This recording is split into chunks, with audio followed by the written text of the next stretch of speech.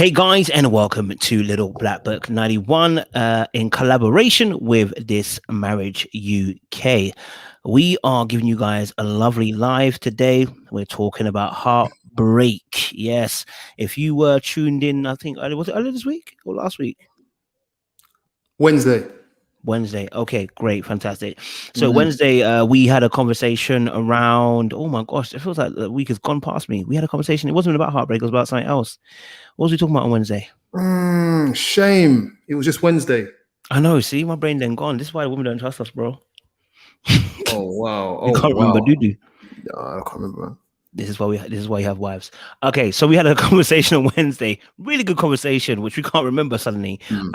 But we decided to do another conversation this Sunday, branching on from that, which we're going to be talking about heartbreak from a male's perspective. So Mr. Curtis here, he decided to gather some of the Avengers to come and discuss some of those heartbreaks and hopefully inspire some of you not to be afraid of love, but also as well to help those who've gone through, similar circumstances as well, not to stay there. You know what I mean? Don't die in that pain that you're feeling right now. Okay, we've all been there. You know what I'm saying? So we want to just have a little bit of conversation. But let me pass the baton over to This Marriage UK. You introduce yourself, introduce your brand, and tell us a little something. Do you know what I mean? Aye, let's go. So it's a pleasure. It's always a pleasure. I'm Curtis from This Is Marriage UK. It's a UK platform dedicated to help people navigate their journey of relationships.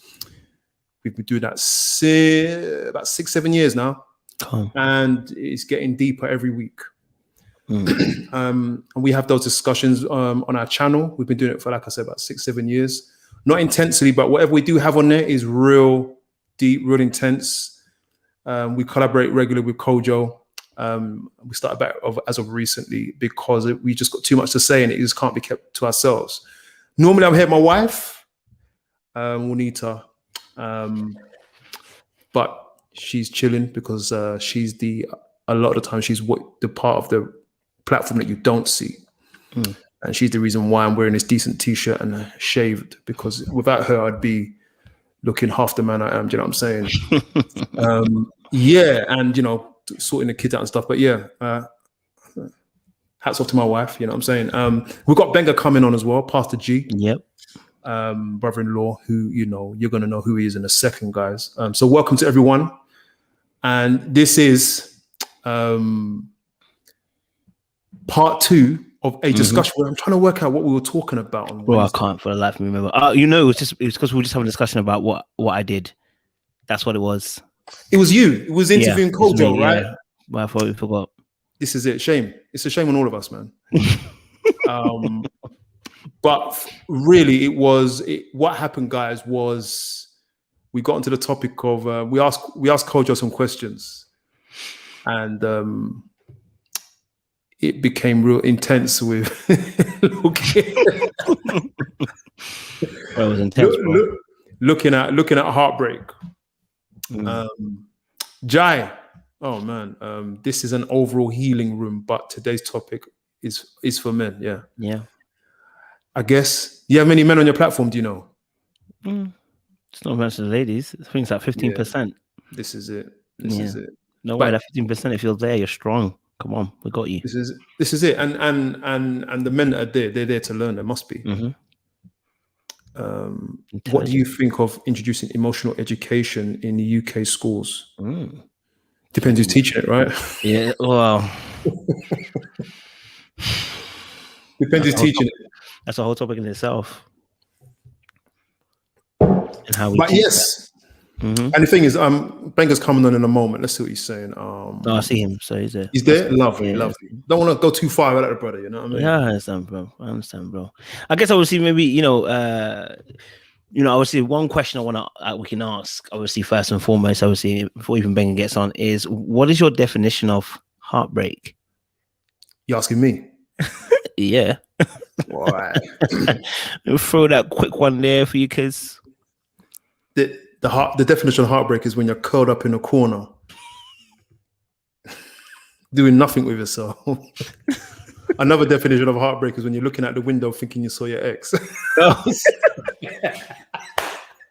Bro, when you see someone else here and you think it's them, So your heart goes, do-do-do. Or if you're just walking up on the street and you think it's them and your heart does, do-do-do-do. Bro, it's wild. It's wild when it gets you like that, man. You know what I'm saying? Yeah, man. The heart palpitations. Palpitations. Mm-hmm. Random palpitations. Yeah. I get the butterflies in the stomach. I get that in the stomach, yeah. I get the butterflies in the stomach. Like when I think about, I just lost somebody. Oh, butterflies hit. I think you feel lost. Yeah. Especially if you've been with them for a while. Yeah. Yeah. You feel lost, definitely. But you know, it's interesting. And I'm trying to wait for G to come. Is he there? You said he's there. He's there. I've asked him if he's ready. I don't want to put him on. He's not ready. You know what I mean? Let me put on. Maybe he's ready. Maybe he's ready. Pastor, are you there? Hey, I'm here, man. Oh, you're there? Oh, okay, he is there. Okay. Hey. I'm there, guys. We don't want to throw you in too early just in case you weren't ready. Hey, I'm good, brother, man. I just want to make sure that all my things are clicking in, man. Good to see you guys, man. It's good to see you too, man. Good to see you too. Nice bright and yellow. Oh man, I just finished service, man. You feel that anointing, then you ready to talk about heartbreak. Jesus heals the brokenhearted, man. That's it. I can tell you're ready, sir. Well, good to see you guys, man. Thank you so much, brothers, man. No, man, it's a blessing to have you on again, man. It's good. Oh man, bro, listen. I mean, it's only fair if you just want to introduce yourself. Mm-hmm. Yeah. My name is Benga, also known as PG. My Instagram handle is PG London. I'm married to one wife. I got 3 sons and 1 dog and 1 rabbit. And I'm a preacher. I'm a pastor. I'm a humanitarian. I'm just that guy. That's it, man. I still have dreams of playing basketball, NBA level, but I think I'm getting older, a little bit old now, and the body doesn't work the way it used to. But we've also met myself and my wife have written books on relationships. This week we've been married for 14 years this week. We've been together for 20 years, about 20 years. So yeah, that's my CV, man. That's my resume. I mean, I'll say this is one of the most down to earth guys you will meet in the game. And we're going to talk. Thank you. It's a blessing to be with you guys, man. And Kurt's my brother-in-law. And Kojo's my brother, man. That's where we at. We out here, baby. I'm with you guys. But I was just saying that I was asking the question: what is our definitions of heartbreak? So I was just asking what your definition of heartbreak is, Pastor. Heartbreak, my goodness. G, by the way, G, you have music playing in the background. Yeah, do you know what, man? The service was still going on, man. I've got an old studio here, man. I've got everything. There we go. Hey, I'm also the production manager, man. I forgot the stuff was still on. I can't hear it, but everyone else can hear it. Oh, right. Capital FM going on, man. No. There we go. What's a heartbreak, man? Heartbreak. I mean, I think it's hard to define, but it's something that a person experiences when the love of their life. Heartbreak can happen in so many different ways. Someone can just text you and say it's over. Someone might lose a loved one. So there's so much things when it comes to relationships that people can experience a heartbreak. It's basically the ending of a relationship. Let's call it that. The ending of a relationship. And one thing I'd love to get into later is to kind of compare it with grief and how people deal with loss and grief and how they also deal with heartbreak as well. But we get into that later. So basically it's an ending of a relationship because your dreams, your hopes are in that relationship. Now it's come to an ending, and now you feel a heart that's broken. It's a heaviness, almost like something being torn out of you. You were in one trajectory, you were in one direction, but now someone's giving you a detour. And now it's like, I didn't expect this. In essence, so you were playing a game. Let's call it a game. And somebody changed the rules midway through the game that you weren't ready for. And literally it leaves your heart broken. Because all your dreams, all your aspirations, all your energy, your finances, even your body might be invested into that relationship. Now it's come to an end, and now you feel lost. And you feel a sense of grief. Yeah. In fact, it's like you say. they change the rules of the game. They win, you lose, or probably feel like you're in debt. It's greater than loss. And they walk away and leave you stranded. All of that. Man, All of that. horrible, man. And we've all been there, right? I mean, I've been married for 14 years, but we've been there before. Bro. So I'm here to talk tonight. This is like counseling. This is therapy session for me. I'm here to talk about all my ex-girlfriends who broke my heart. How about that? Give it to them, bro. Can I name them afterwards later? Names on it. just pop it in the chat. Let them know. I want to name it. I want to put them on blast, man. I want to shame the devil right there. Oh man! I mean, any man who gets heartbroken that often, you deserved it, man. It's been, look, as a child who came from Africa, yeah, I fell in love with girls in school, and people would break my heart. You know, in school, like you date for a day or so. You know, like in school, man. Like relationship lasts about 2 days. If a relationship lasts for longer than a week when you're in school, you might as well get married. All right. So I come from Africa, and a lot of girls would break my heart. You know, they'll talk about my accent, the fact that, you know, I had jacked up shoes and jacked up trousers, didn't have an haircut. I used to get a haircut once every year when I was in primary school and secondary school, man. You know, it was peak for me. So my heart was broken quite a lot. So I know a few things about heartbreaks. But I won. Cheers. Amen. I won. I won. You know what that sounds like? That sounds like look at me now. That sounds like and I got a British passport now. Amen. Praise God. You know those people that say my boyfriend broke up with me. Now I lost 12 stone. And look at me now. Look what he lost that. And it's like, oh yeah, look that's at me that. Now, this is it. They don't care. This is it. They don't care. They don't care. They moved on. They don't care. Yeah. They don't care. But that's part of heartbreak, though. Do you guys know that's part of heartbreak? We try to prove to the other person that, you know, they missed out. That we're doing better than. Come on, man. And you know, that means we're not healed yet. If we're still doing that, really and truly, we're not healed because that person's still exactly still fresh. They're still dictating our emotion and our actions. You know, so. Yeah, man. And you know what? Obviously, now we're in 2021, but obviously, I'm part of that generation that grew up with technology. So now, obviously, when you break up with somebody, there's an extra added dosage of just venom, which is that you can see them every day without seeing them. Come on. You know what I'm saying? So if you got them on Insta, Facebook, Twitter, or some type of social media, you're going to see that person every single day. So you almost have to, well, I would say this anyway, you're going to have to block them so you don't see them. But like, that's another struggle that's added on top of, you know, beforehand, maybe, you know, I guess for a time period, you know, when it wasn't technology as prominent as it is now, you might not see that person, right? Yeah. Unless you lived in the same town as that person. It was a very small town.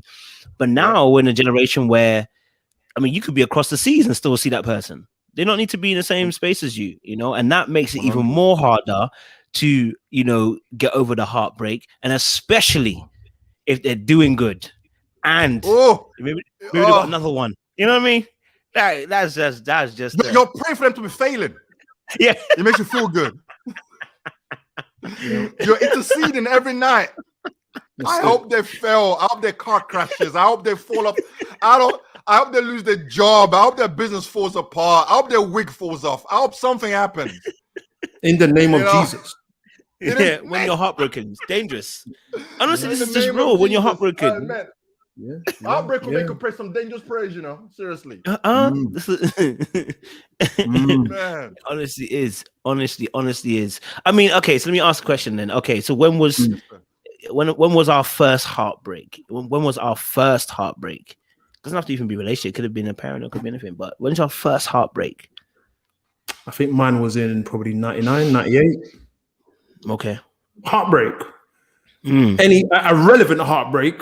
A relevant heartbreak, yeah. Not your parent not buying you an Xbox or something like that. A relevant heartbreak. Probably 98. 98, 90. Yeah, about 1998, thereabouts. I told my story. Yeah, I know. I was with someone for 4.5 years. I'll just recap it. I know, not in the name of Jesus. We do pray in the name of Jesus when we're burnt. Sorry, DJ. When we're burnt, we pray our prayers in the name of Jesus. Yeah, without realizing that it's pain and devilment that's guiding our words. You know, you feel like you're in this righteousness, but God saved you. This is what people have to just thank God. We'll come to it, man. We'll come Thank to God it. for he doesn't hear those. Well, he hears it, but doesn't accept it like that. God doesn't just press the green button every time you pray. Thank God. Yeah. There'd be mayhem. But yeah, Sorry, carry on. So it's about 98. I was with someone for about 4.5 years, and I think I was too young. And this is the thing. I think I was too young to be that serious. And in about 3/4 of the way through the relationship, I wasn't sure what I wanted, but I didn't know that I didn't know. And although the good thing about it is that we were actually best friends. Okay. But I think obviously when you're having sex with someone for 4 years without any intentionality, and this is a big thing, this is a big part of the topic, right? Yeah. When you're living as almost as husband and wife with someone, almost, and you don't have dates, you don't have a plan, you're just in a relationship. And when you're young, when things get pear-shaped or you're having a little struggle, we never argued. Nothing major really happened, but I just kind of, there's a flame that was going out. But as a young man, as a boy, I thought I was falling out of love. And so I tried to walk away from the relationship, and we kind of took a break for a couple of weeks and then went back in. Nothing was cured. Thinking, I can see better now. And then there came a point where I went into that cycle again about a year later. And we broke up, not realizing there's an old Jamaican saying, a cow don't know the use of his tail till he lose it. And so when we did finally split up, I thought it was what I wanted. And then literally, it must have been about two weeks later, she started dating someone else. Obviously a rebound. Yeah. And it wasn't until I saw her with someone else that I was like, oh, no. I gotta get this back. I gotta get this back. So I tried to get back in there. Yeah. Believe it. Having faith and works together. She was just gonna come back like, yeah, I'm foolish. What am I doing with this other guy? It's a rebound. It's not gonna work. It's me and you. And she said, and it wasn't even that she said no. It was the way she said it. There was confidence in it, wasn't it? No, man. It was with the ceiling, bruv. She said it. Well, like one of them Marvel characters with a superpower. Like Dr. Doom, like, nope. I was like, when I heard no, I heard yes. That's a joke. When I heard no, I heard yes. When I heard no, I heard, all right, let's talk about it. Didn't want to go in, did it? It didn't want to go in. This is deep, you know. I remember, bro, you can laugh at me. It's only because we're family. Hey, bro, you've never done this story before. I'm laugh like that, bro. I know mine's coming, so don't worry. Yeah, we're gonna get it to each other, man. Yeah, listen, I heard no. She said no. And then she said, I've moved on. In 2 weeks? Bro. But you know what? That's partly my fault. Because she was mucked around. You understand? But when she said, I'm moving on, and I said, yeah, but you know he's a player, innit? And you know he's this, you know he's that. And you know, I tried to give everything to kind of throw it off. And she was like, nope, I'm done. Okay, thank you. Bye. So when the phone got put down, I'm putting on my shoes because I'm like, I'm going to go down there. Wow. Hey, I told you already. I ain't felt pain like that. That pain. Yeah, I felt like I was robbed. I felt like I was mugged, burgled, beat up.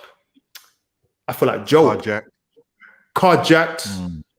Weren't driving at the time, but I felt carjacked. And there was no warning for that. And you know, the joke is, this is the thing. I was prepared without any proper foresight to go back into that relationship without a care of the consequence. I did not care. I'm like, to avoid this feeling, I was going back in. I'll come back to that. Yeah, put it in the notes. PG, do you want to give us some tips? First time breaking? Yeah, I don't want to have to come back after that, man. I mean, there were two, I guess. There was one, this would have been 1990, but I don't think that was significant because I was still too young and too reckless. But they all count. I think more, yeah. Trust me, they all burn, man. I think my one would be, and I don't want to be one-sided of this because I've also broken a few girls' hearts. All right, and I think that's very important as well, like in terms of what we've done also. And what we've had to be forgiven for, and that's kind of forgive ourselves for. But I reckon my one, this would be 94, 95. So I was very much still in school. And I guess we're showing our age here now, man. Some people on this, they weren't even born in that time, man. But I remember I was so in love with this young lady. She was in our class. You know, probably like I would say my first proper love. In like, you know, once I knew, you know the ones where you will make mixtapes. Like, and I've mentioned to the guys in that church before. Literally, I'll make mixtapes. Literally, I'll get tapes. Wait for the radio. It was Jenny Francis, Pillow Talk on Choice FM back in the days. She'll play all the American slow jams. You know, all the H-Town, all the Jodeci, all the, you know what I'm saying? The Bobby Browns, and literally, and we didn't have streaming those days. Literally, you have to wait, press, record and play at the same time, and keep your finger on it. So when the music and the advert comes off and the music comes on, you quickly press it, and then you wait towards the end because they never let the music play to the end before they start talking. So you quickly press stop. So literally, you do about 5 or 6 songs, and then you get it put in a little. They don't do this no more, man. Put in the little tapes in the little cassette boxes, and then get a little perfume, and then spray it, and then give it to her when you get to school. Ooh, that for me was love, man. I moved mountains, man. I did everything, man. I gave my heart. Levels. Do you know what I'm saying? That was levels, bro. Like, and we thought we had a good thing, and we were young, but I thought this was love. I felt like, man, you know, we're gonna get married and we're gonna do all this kind of stuff, and I thought this is, you know, someone give me some attention, and I thought this was cool. And then the problem was, though, man, like a few weeks later, it was a school dance. All right, and then there was a song by Casey and JoJo. Oh my goodness, the song was called "If You Think You're Lonely Now, Wait Until Tonight." It was a beautiful song. I was waiting for that song to drop. Yeah, I went to a ghetto school. We used to play that kind of song in our school. It was a school dance. And I thought I would get that dance with her. But she went and danced with my best friend. Oh, that's pain, bro. That's pain. It didn't just end there. The next day, I think that was a Thursday night. So the next day, the Friday night, it was no school uniform day. Mufti day. She had mufti. She was wearing my best friend's jacket. And if you know anything about schools in those days, especially in South London, the jacket was the ring. Yeah. The jacket was the ring. He had been to America and got this kind of American football was it Avericks? Jacket. Oh, it was American football jacket. No, it wasn't Avericks in those days. No. But it was this American football jacket. And I never been out of the country. I'm an illegal immigrant. I can't go to America to go and buy a nice jacket. I had high-tech trainers, you know. I remember Brian. Oh man, this is painful. She had his jacket, and I'm like, hey, why are you wearing this jacket? I mean, it was one thing dancing with him yesterday at the school dance, but now you're wearing this jacket. She said, well, we're not together anymore. And catch this. I remember this words. No. We were never really together. Yeah. Okay. Yeah. Yeah. I felt like kunta on the slave ship. I didn't know what to do with myself. I didn't know what to say. Like I was going to introduce her to my mom. We've been going out for 4 days. I thought I was going to introduce her to my mom. You know what, man? That really broke my, and that stuck with me for years. You know, and you know what it is? It kicked my confidence. Not just with girls in that time, but also just with life. Remember, I've only been in the country maybe for about 5 years, but at that stage, I had a deep, strong African accent. I didn't have too many friends, and what it made me feel unwanted. So it was more than just the relationship was over. It was being unwanted. I literally was one of those relationships where you get an Argos catalog and the Freeman catalogs. You guys remember those ones there? And this generation is missing out, man. That's how I used to dream in those days. You get a that was the original iPad. That was one. And you were open and you said, when I get my house, I'm gonna have they put a circle around it. You put a circle, you made the colors match. I built my life around her, and I chose on our behalf in the Littlewoods catalog what our life was gonna be like. And all of a sudden, she wearing my best friend's jacket. Yeah. That's painful, man. Some people might laugh at that, but that really hurt me. It knocked a lot of confidence for me. There are 2 years for me to build up later. That's easy done. That's from school days into your adulthood. Yeah, man. You know what? Just before we go on, Big T, question. Big Key is saying this discussion is triggering. Yes, it is, but we show you some. We're going to bring it back. We're not just sharing ugly stories here for entertainment's sake. I don't know where you guys are. And I must say, we are going to laugh at you, Kojo. I know. I'm ready. You know, my wife says praise God. I need you to laugh. My wife saying praise God. Yeah. My wife saying praise God about my story. Praise God. She was praying prayers. I'm glad you were heartbroken. My connection was coming. I prayed for your heartbreak, and that's how it goes sometimes, man. I prayed. It's humbled some people. It's good for you, some of you. Oh man. Yeah. Before I go, there's a question here. I don't know if you guys want to answer it. It says, after a week, my ex and I broke up. He sent me a prank, flirting, pretending to be some other guy. Can you explain why he would do that? I don't understand that. So after a week, the person broke up the ex. They sent a prank. I guess a prank letter or prank flirting. Sent me a prank something, pretended to be some other guy. I'm guessing he probably sent her a message, pretending to be some other guy. Can you explain why he would do that? So I don't understand the context.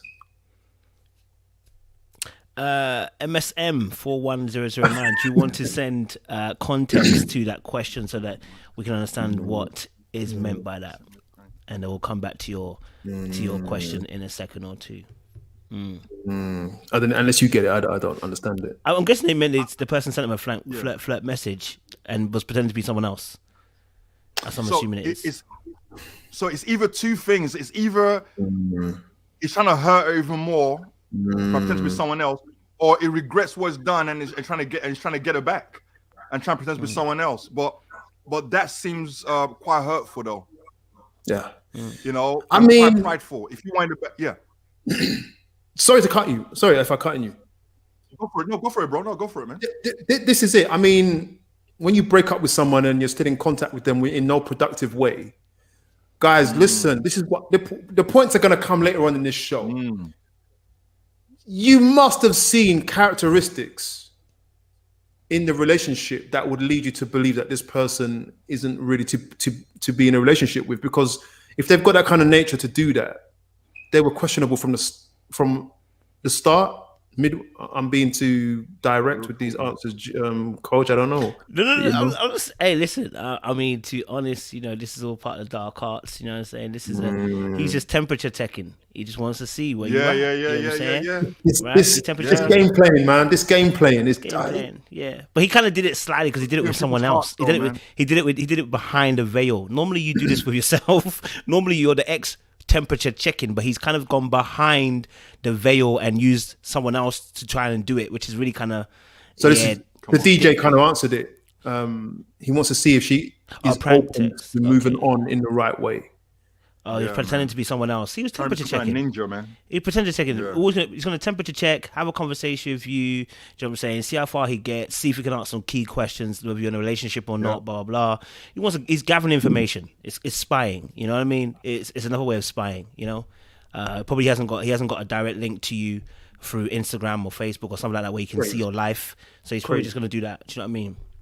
Hey man, that's crazy. Depends how young you. I don't know how young he is, but when you're young, you can do some crazy things. I mean, it's not my some big guys do that as well, man. Some people they're grown in age, but they're immature, man. This is true though. They're immature. That's still playing with someone's heart, man. That's so evil, man.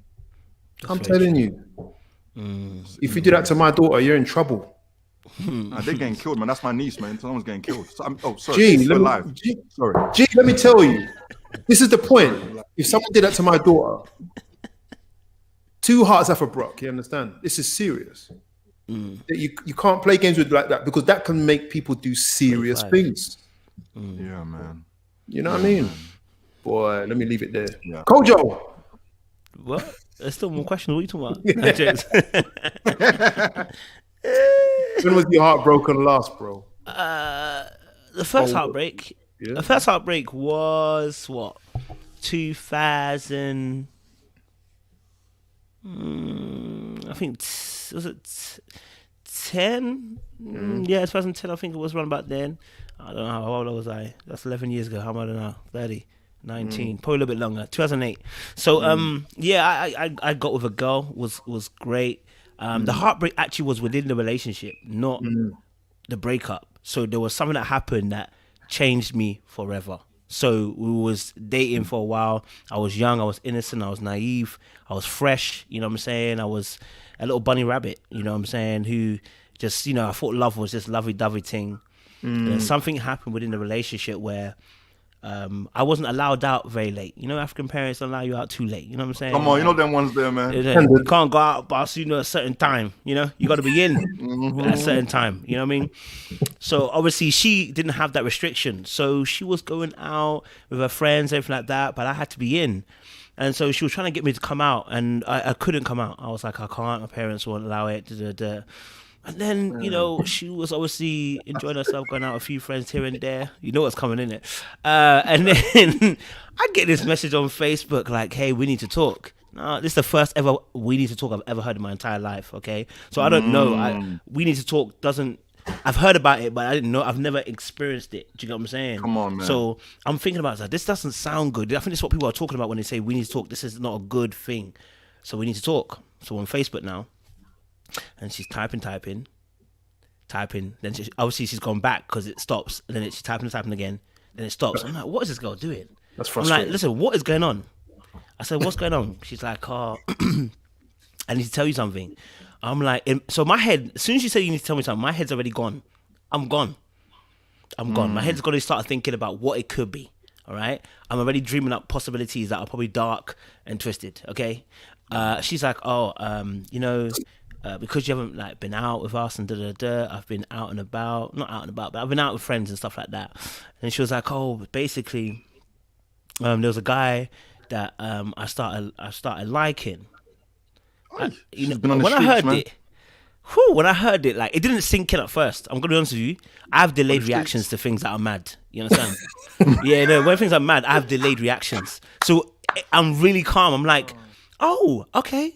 So tell me more. What happened? And she was like, we just started talking. I liked his vibe and the way that he moved and and you know what? We just started catching up, chilling, and she's like, I just started liking him. But she's like, I wanted to let you know because I didn't want it to go any further, and like I didn't want to hurt you, kind of thing. So I'm just like, oh, okay. I'm like, thank you for even telling me. You know, I really, really appreciate you coming to me, everything like that, right? Now I'm telling you, at that time, it took at least half an hour for it to sink in. It did not sink in. I'm hearing it, but I'm not registering it, right? Yes. So I'm telling her, I'm like, she's like, oh, you're taking this really, really well. I'm like, yeah, no, these things don't really affect me like that. Listen, if you've come to tell the truth, at least I can work with it. You know what I'm saying? And honestly, it still hasn't sunk in. So that's why I'm saying what I'm saying. I meant what I said. I'm like, yeah, no, these things don't hurt me like that because you've told the truth. At least now I can trust you. You know what I'm saying? I didn't find out from someone else, right? So cool. After about half an hour, we finished talking. She's gone to whatever. I just got up from the computer desk and I started walking to my room. I said, what the heck is happening? Hold on a minute. Hold on a minute. Hold on. Did this girl say she likes somebody What did else? you just- Bro, let me tell And you you said something. thank you to her. I said thank you.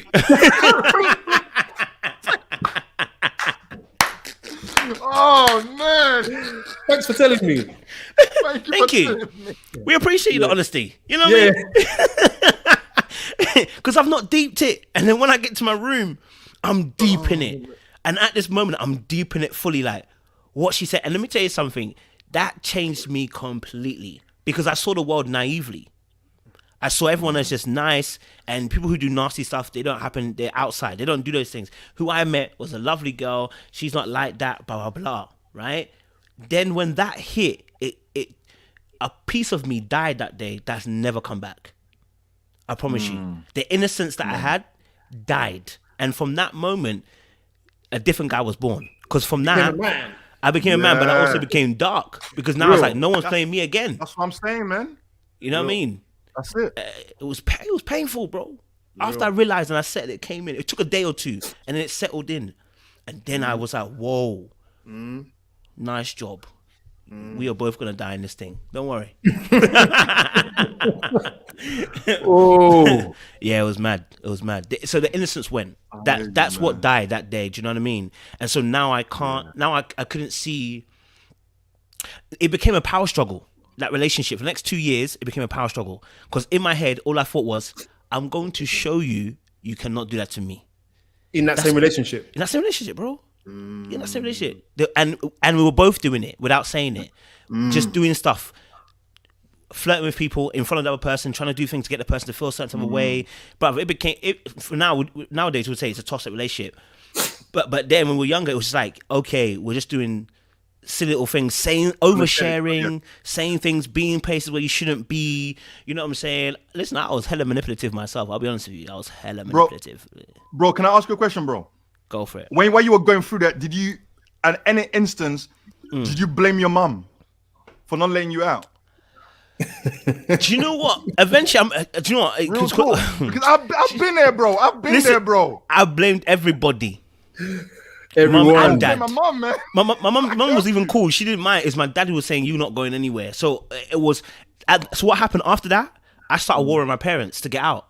I started sneaking out. Wow. I started coming out the house. Eventually, they had to just give me my freedom because I just wouldn't. I would just stay out. Do you know what I'm saying? Obviously, they'll lock the door, but I don't mind. If we want to do battle, let's do battle. But eventually, they gave me the freedom to do it. But that didn't solve the actual issue that I had. Do you know what I'm saying? So although I had the freedom, it didn't solve the issue. But yeah, I warned my parents. I was like, how? You see, you've cost me. And because I really love this girl, I put everything into the girl. And I started thinking, that's the problem as to why she did that to me. Nah, someone's got to get it. You know, it makes me wonder sometimes. I know that we've got a lot of females on, a lot of ladies on the stream, but it makes me wonder because you mentioned that something, and that's literally what happened to me as well. That someone dark was born out of this, and I wonder with a lot of the guys who mistreat women when they're older, because for me, after that relationship in school went crazy, for the next couple of years, as I said, my confidence was lost, but then I became someone different. I started to mistreat ladies, like young girls. So now it wasn't about relationship no more. It's about how many people I can sleep with. Yeah. I want to get my power back. I'm never going to put myself in a position. So I went from flipping through Argos catalogs and Littlewoods catalogs and planning the future. I'm thinking, you know what, man? I'm going to get an Avrix jacket. I'm gonna get his car, I'm gonna get his bike, I'm gonna get his trainers, I'm gonna look fly, so I can get any girl I want. I don't care about her, but I just want to look fly. And I think that births something horrible. And I think you mentioned that so powerfully, man. And that's what we don't realize. And I guess it's the same way as well, because we also birth something in some women as well, that when we mistreat them as men or break their hearts, they become someone different. They become someone different. They start doing things that, you know, that weren't even in their radar. But it's because of pain, because pain and hurt, it makes people do unimaginable things, man. It's that far-reaching. Kojo, you touched it. It's like you are consciously. Remember, you're a Christian at the same time, bro. And it's amazing how you can be a Christian or a nice person and still consciously plan to be untenable. What do I mean by that? So you know that you must know that any relationship I get into with this mindset, it will never work. But I'm still going to do it because I will never be hurt again. Yep, I'm protecting myself. Doesn't matter what your religion is. Me that time was I wasn't a Christian. So I go away with everything. I did everything I needed to do. There was no repercussions for me. There was no conscience around it. It was just a case of my heart was broken. And in an African household, I couldn't tell my mom my heart's been broken. I probably get beats for that. You know, like you're meant to be facing your books. Why are you dealing with that kind of stuff for? So you didn't have anyone to really tell. And because of the fact that she got with my best friend in school, I couldn't really go and tell my best friend that either. So you were just left alone to carry your pain alone. And I'm an only child. So no one to tell. But I had a lot of time to conjure up and to think up very dark thoughts and things of how I want to live my life and I want to recreate myself so nobody will ever take advantage of me ever again. And it's horrible, man. It is. It's horrible. It is. And I must say, I've witnessed it in my family, people very close to me in my family.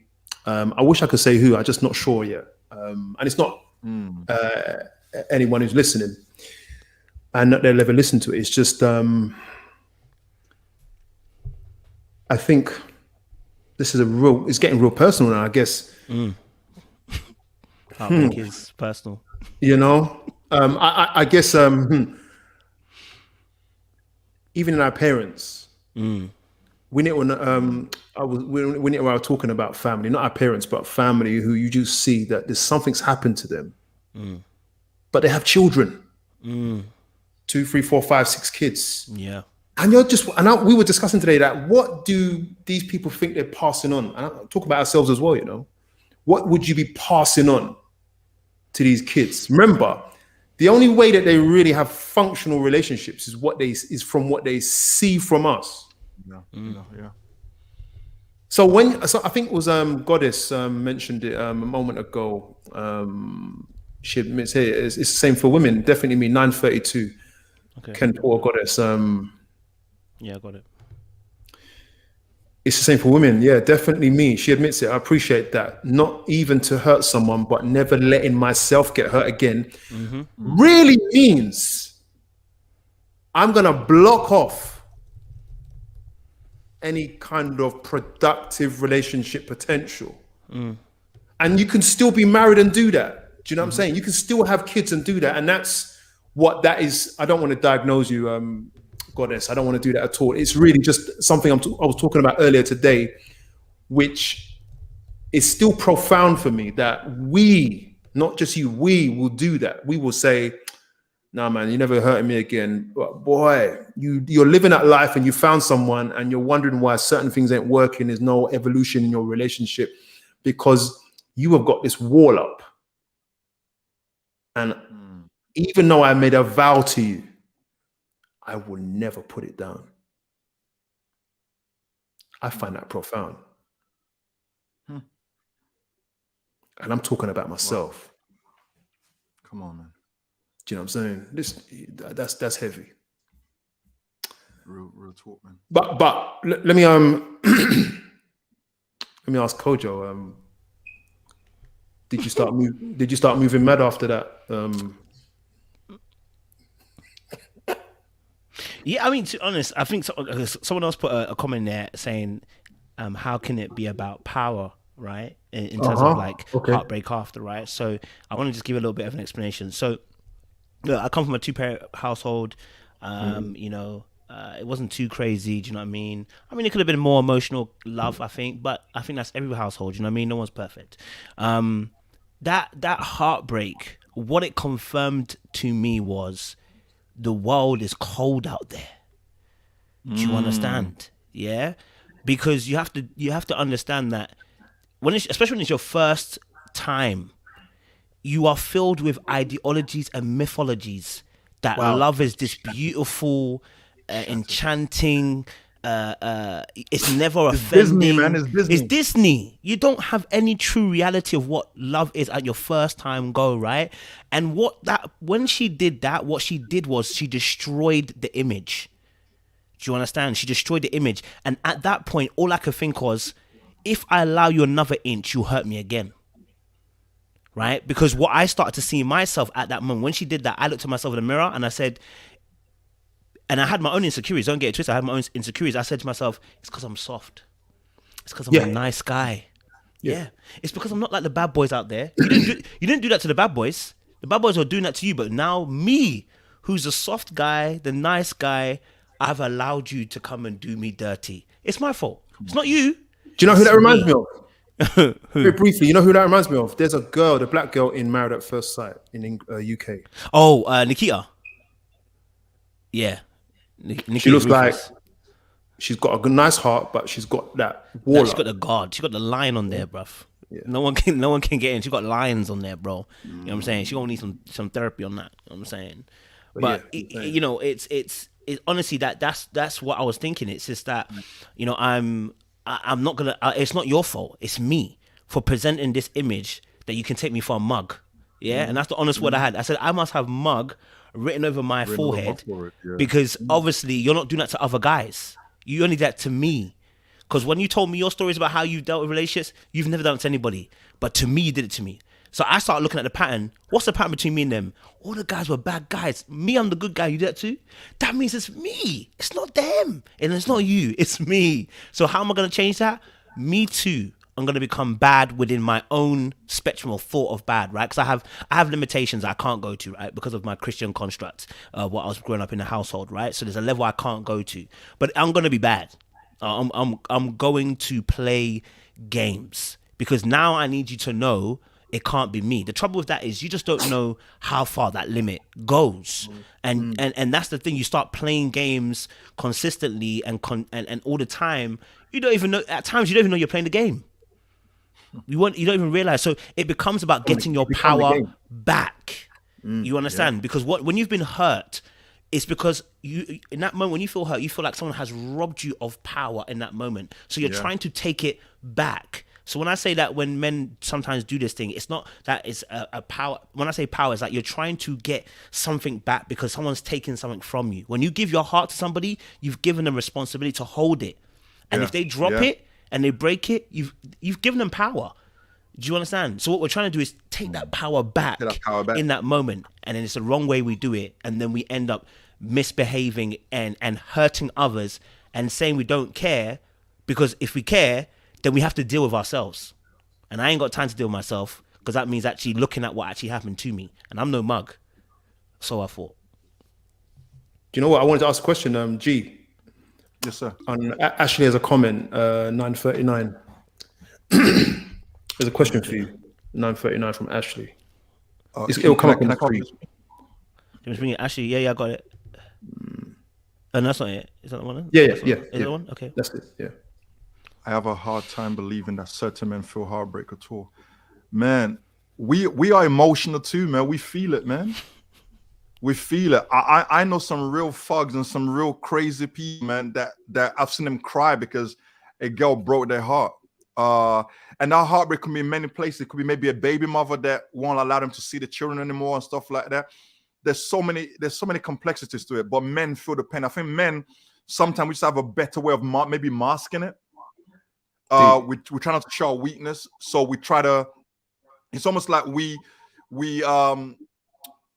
jump the steps of of how we deal with heartbreak, because I said earlier in my introduction that heartbreak is almost the same. You go through the same process as if you go through grieving the loss of a loved one, you know. And sometimes men, they jump from the shock straight to anger, so they become angry, you know. And as Kojo was saying, you construct this new person that is defensive. So we might not show you that we're heartbroken. We won't show you. We just be dismissive, like you don't matter. But deep down, man, someone's crying, man. Someone's crying, because that young lady that when I was in school, I didn't let, and for every girl who's broken my heart since then, I didn't let, the moment I realized that there was no chance of getting back together, I didn't let them know that I was in pain. Because remember, I've already felt like I've lost my power. Now the last thing I'm going to do is come and grovel to you and say, please, I'm so up. No, I'll move on to the next girl. Even though the next girl's not what you want, but I need to show you that I'm okay without you. I'm okay without you. And I'll say that not, I mean, thank goodness when I was dating, there was no social media. So I'm saying my age right now. You know, there was no social media. So I don't know how people do it nowadays. Like seeing your ex-girlfriend or your ex-boyfriend on Instagram and they're living good. They're out in Saint-Tropez, or they're in Monaco, or they're in the Bahamas living up with a new partner. And you're there working, I don't know, man. There's a lot of pain in that. But I think men, we hide it a bit better. So men, we go through heartbreak, man.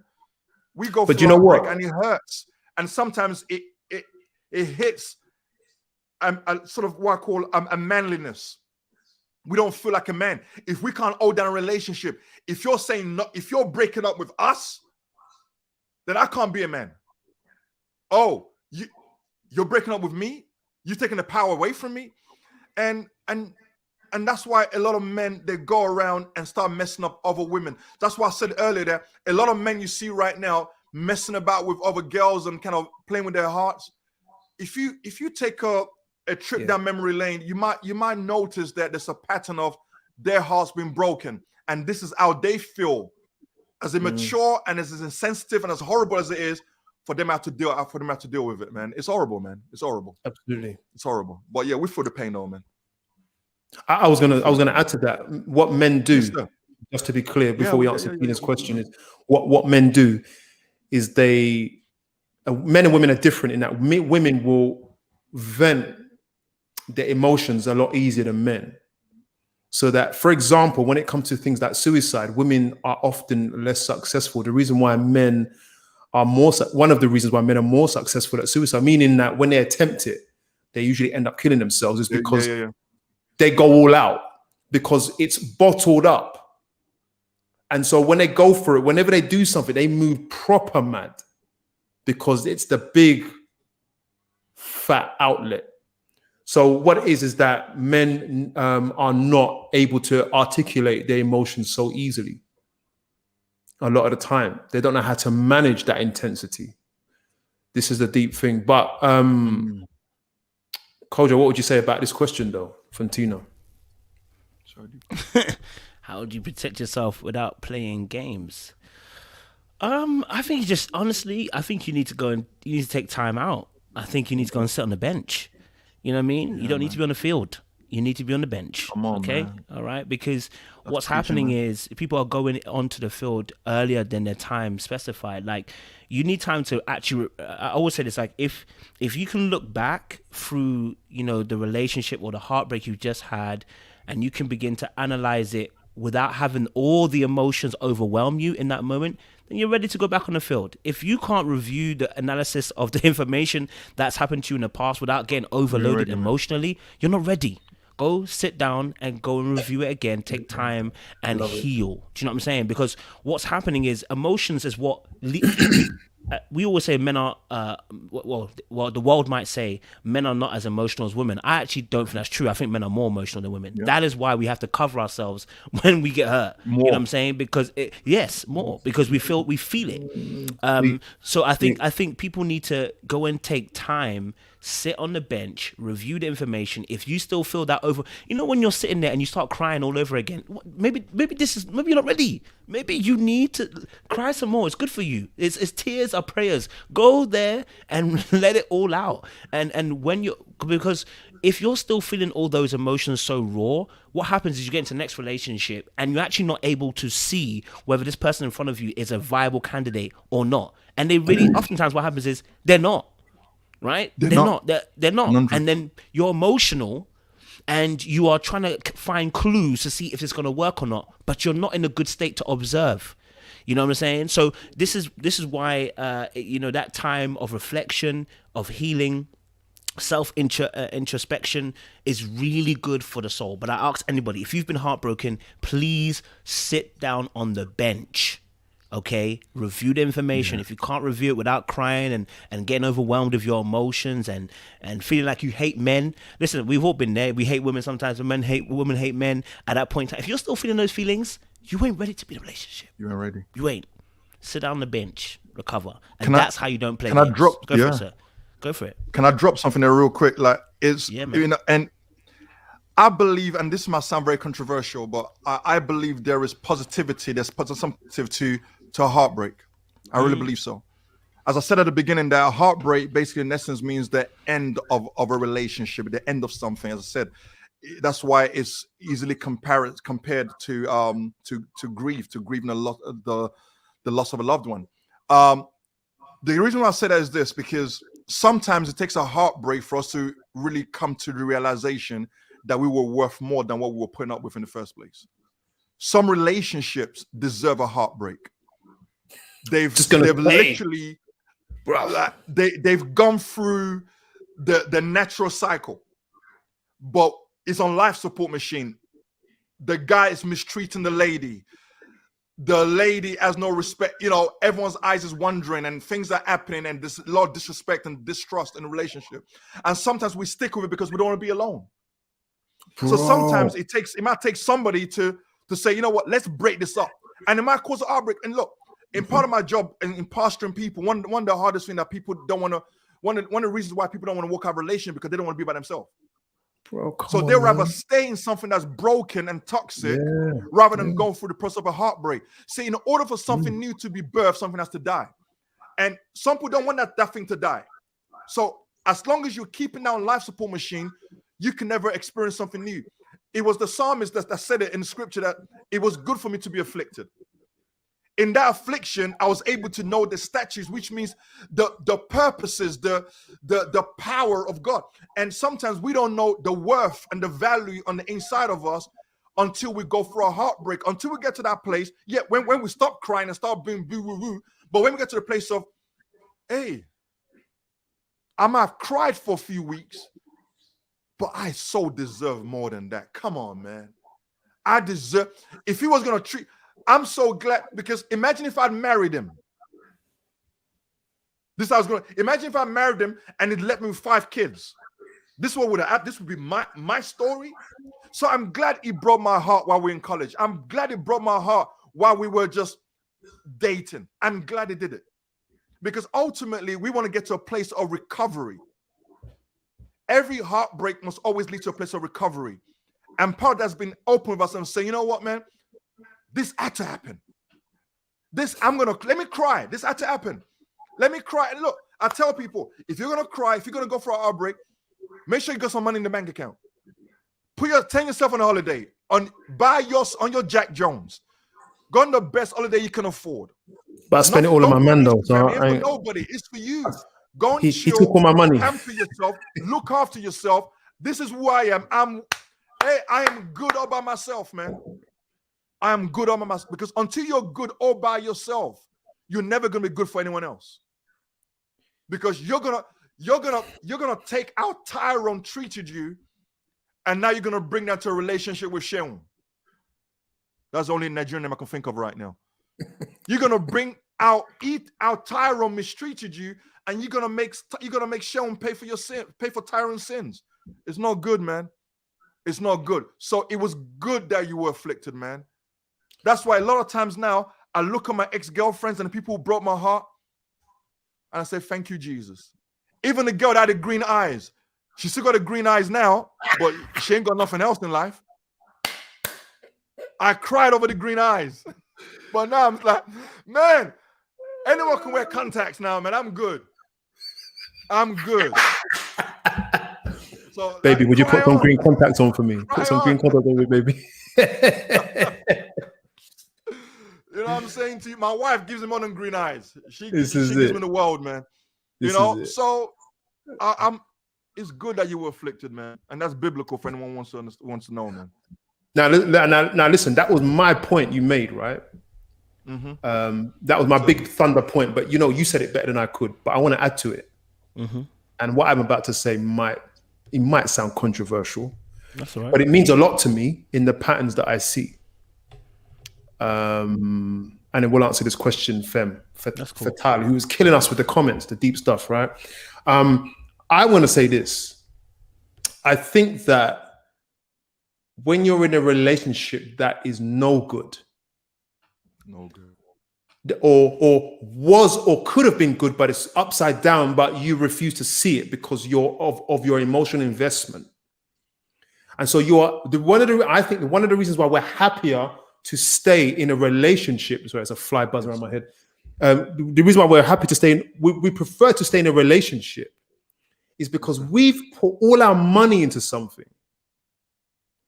You want to return an investment Before we've received the paperwork. What am I saying? I'm saying that we are having sex with people, which is an investment, right?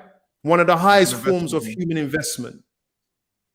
And when you're in there, there's no date, there's no plan. You're living together as husband and wife. I've put in too much. I haven't signed a contract. I have no future plan. And the thing is, I'm now 30, 32, 34, 38 years old. I've got nothing. If I walk away from this, I'm going to be heartbroken and I have to start again. And I've put so much in. And when you are emotionally invested, where you're giving your body to someone, you're locked in. It's very hard to come out of that. And it's supposed to be that way. But we often do it back to front and we expect a good outcome and we feel robbed. Typically, a woman feels robbed by a man in this matter. I've given him everything and he walks away. And this is the joke. Actually, you robbed yourself. Because if there's an order to this, right? And oh man, I've been watching a lot on what premarital sex really does and cohabiting, right? Guys, I'm just sharing with you what the stats are, right? And the science. When you live with someone before you're married, or if you have sex before you're married, there is a higher chance of you breaking up. So the heartbreak, which is a natural part of this, heartbreak is a part of life. But you increase your chances of heartbreak because now you've given flesh. You're sharing blood with someone. And then it breaks up. You sold yourself a lie. And I'm just encouraging you that now you have to go back. You have to be prepared to undo this. If you've done it that way, that's usually the way it works out. You will have sex with someone without commitment, and it's gonna and someone's gonna be heartbroken. That is a situation. That is a dilemma. That's something we spoke about on Wednesday, Coach. Guys, don't do it that way. I'm not speaking to you as a Christian. I'm speaking to you as just a human. It doesn't work. The chances. Wow. It's a fly. I'm chasing a fly. The chances of you guys breaking up. Okay, I'm just going mad in here. The chances of you breaking up are so high. The chances of you being heartbroken and him feeling like he's taken from you, like he has a part of me inside him. I can feel him inside me. That's going to happen, especially when you don't have a plan. Get a plan. Do things right. Do it in a way that works. That's why some people, they're like, I'm not starting again. I'm going to stay right here and try and work this devilment out. It's not going to work. The flight won't let you be great. It's fruit flies, man. I got fruit here. Someone said something in the comments that that sex is not an investment. I would just like to Feels like respectfully correct that it is an investment. Because that's why we call it soul tie. It is an investment. For somebody who used to be a sex addict, who is now a pastor and a Christian, and again, not talking from a Christian point of view, but just talking from a man's point of view, it is an investment, because oftentimes we live in a world where sometimes we do it unconsciously. All right, even a prostitute is investing something. I guarantee, but maybe that's for a different session. That's why we often ask somebody to prove their love for us by having sex with us. Come on, all right. Man. We're making them invest in something, and they have to reason and bargain with themselves. Like, do I do this or don't I do this? And then they weigh up, and then it's okay. I'm going to do this because at the end of this, I should get something back from it. Right.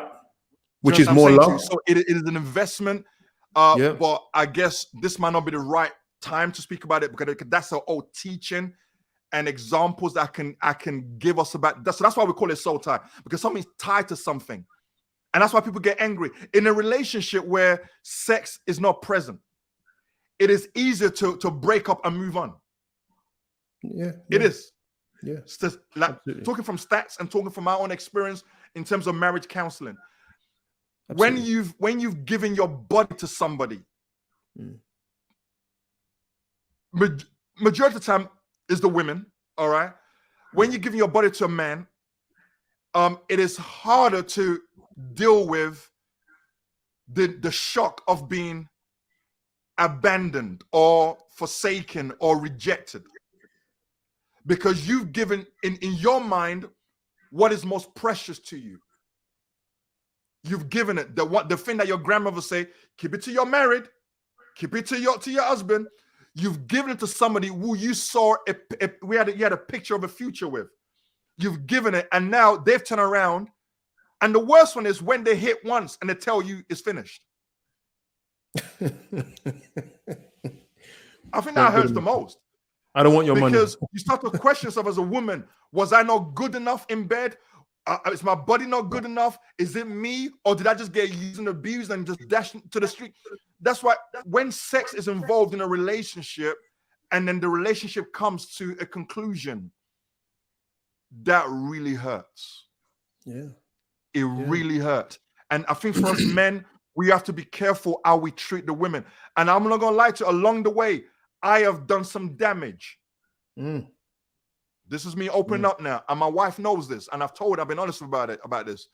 You know, when me and my wife first met, she asked me, how many girls have I been with? And I told her the figure. All right, I won't share with you guys on this platform, but I told her the figure, and I realized that, and I couldn't remember some of the names of the women. Do you know what I'm saying to you?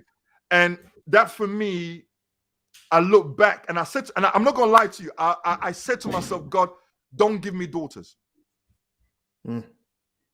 because I don't want anybody to repay my daughters what I've done to other women. Because I will go jail. I will literally go jail for that.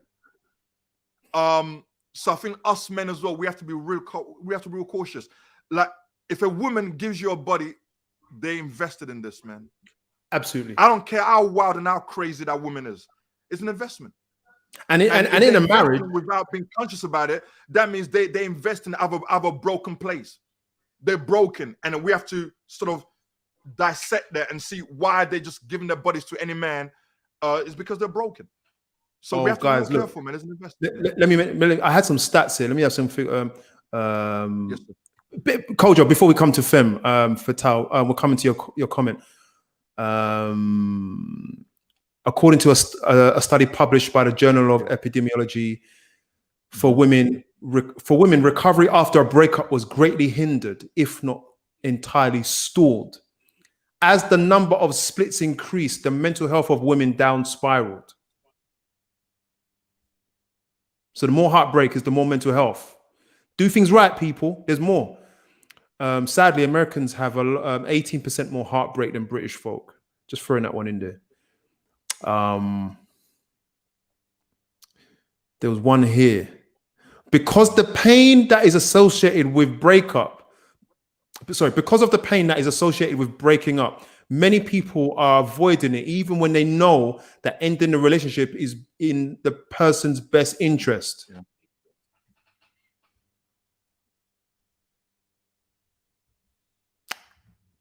Wow. Don't muck around with people, man. I want to address every comment on here. There's a comment here. Why do men have such little empathy? Take it personally when faced with women who are guarded or cautious, knowing how heartless men can be, and how women are socialized to be more people pleasing. Do you know what? I want to answer that in one way, and I'm not providing all the answer to that. I would say, if you want to protect your house, don't go hunting for burglars. Just protect your house. Protect yourself, meaning set yourself up. Be wise in how you move. Because there are burglars out there, in the same way that there are men out there who don't care. Just like women, but far more men who don't care. But you can't blame these men. You have to actually take responsibility for how you move. And I know that Fempertal, this is a question that you're asking. It's not necessarily about you. But for anyone who's asking that question, don't keep your eye on the dysfunctional men. Just move right for yourself. Don't be so easily drawn into the deepest parts of a relationship. Check yourself when you're getting into this relationship, ask questions. What's your plan? So you want to marry me? Well, then we'll wait till we're married before we have sex. If they can't wait, no, don't get me wrong. Sex is a struggle. If you're in a relationship, it's a struggle to hold it down. But you have a plan. Meet the family. Do you know what I'm saying? Write things down. Set dates. Tell someone about your past. Tell them, I don't want to be hurt again. Tell me, have conversations, real conversations. Don't go by how you feel and stay in that honeymoon phase forever. Keep it real. Because this is for life. Because your marriage is for life, and the trauma you suffer is for life. Life too. Do you know what I mean? So don't worry about men having lack of empathy. Sometimes these men have a lack of empathy is because they never had a father to teach them, or they were waiting for their fathers to come home, and they never came home for visits because their mothers didn't know, because their mothers were hurt by either their mother or their father, because something happened to somebody and they're transferring it, and now it's on your shoulders. Don't watch them. Protect yourself. And I think Kojo made it real clear. Like, when you're protecting yourself, you can't exist in a place of guardedness, because that's not really protecting yourself. It's actually suffocating yourself. I want to go into it some more, but we have so much to say. It's getting deep. Wow. It's a real thing, isn't it? I mean, so this is one of those interesting questions as to why we have little empathy. I think first and foremost, I think the society which we have contributed towards, I've always said this, men contribute towards the society, is that we have no safe space for ourselves as men to be able to be empathetic. And this is partly our fault too, because the men in society have built a society where there is no room to express feelings. So without the ability to express feelings, you're going to struggle when you're grown up to be able to be empathetic towards feelings. And that is mainly the main cause as to why we don't feel empathetic to a lot of things that happen. Number two, we're in a position of privilege, and that makes it difficult again to empathize with those who are being hurt all the time when you're in a place of disprivilege. Because as much as we're talking about our hurts and our pains, like I said, our next move was to operate in the privilege that we have as men, which is within a society. We don't get killed for sleeping around. That's our privilege. We don't get killed for sleeping around. If I sleep around with 100 today, man, them are gonna praise me, bro. Like, you know what I'm saying? Come on, like, bro, you're 101. Oh, my guy. You're moving mad cats. My guy. But my guy, you know what I'm saying? But if a girl tells you now it's 102 man, that girl is about to get absolutely rollocked. name called, everything like that, rah, rah, rah. Now, whether that's fair or not doesn't make a difference. This is what we have in society at the moment, okay? And so because of that, you know, men can get away with certain behaviors, like we're talking about now, which is not being empathetic. Now, here's my thing. I'm going to be honest with you, right? This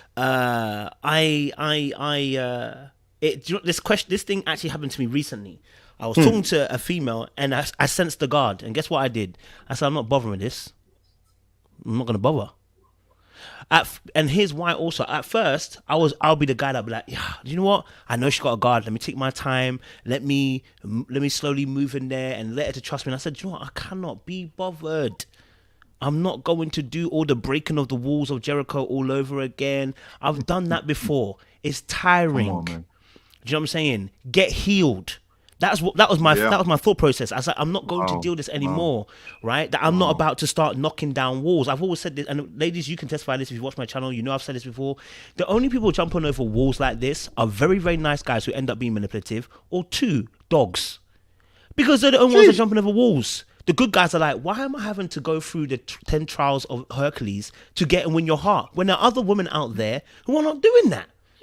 Do you know what I'm saying? They're just open. So they're just open. And when I'm saying open, guarding your heart is not a wall. It's a difference. No. There is wall and there's guarding your heart. Some people have built walls upon walls upon walls that whenever you even... Listen, we had this conversation about a year ago. We were talking about colorism. And someone asked a question, which was this. Why do ladies, when we say a compliment to you, you can't take the compliment, right? And it was like, well, we've been through X, Y, and Z. And I said, I hear that and I'm rocking with you. But that's the wall we're talking about. See, if I say to you, you know what, you're looking lovely today. Why are you telling me I'm looking lovely today? You men, you don't even, that's the wall we're talking. Nobody wants to jump that no more. You don't even know me. We're not jumping that wall. Get healed. We're not jumping that wall, right? Because remember, and I want to say this again, women, you are actually in deficit. There's more of you than there is of us. So I don't have to deal with that section of women when there are other women that are going to be open. And again, I said, guarding your heart is not a wall.